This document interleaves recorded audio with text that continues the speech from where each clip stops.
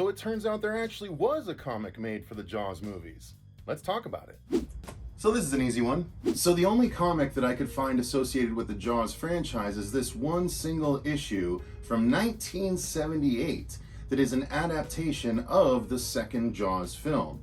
And believe it or not, it comes from Marvel Comics. So I was extraordinarily interested when I found out about this. I only found out about it because a commenter asked if there were any Jaws comics. So thank you to that commenter. Now I know that there are, and now you know that there are. Well, there is, I should say.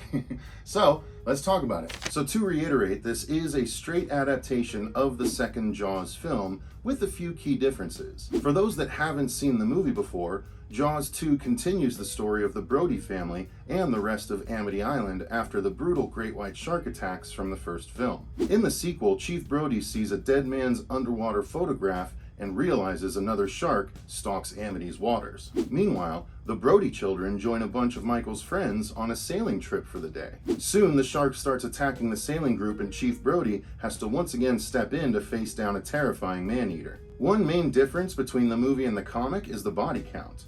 Many more people seem to die in the comic. For instance, early on in the story, the shark eats the female water skier and then leaps out of the water and nabs another victim. Also, rather than the flare gun bit from the movie, the boater actually launches the gas can at the shark just as it leaps out of the water yet again, but this time landing directly on the boat, making it explode. Another aspect that increases the body count of the story is the seemingly greater number of kids that actually go on the sailing trip. Another difference in the comic is that once the shark starts attacking the sailing group, it gets a lot crazier and does more damage than I'm guessing they could pull off with the live-action budget they had. One of the female victims is actually bitten off at the legs, with her entire torso being devoured.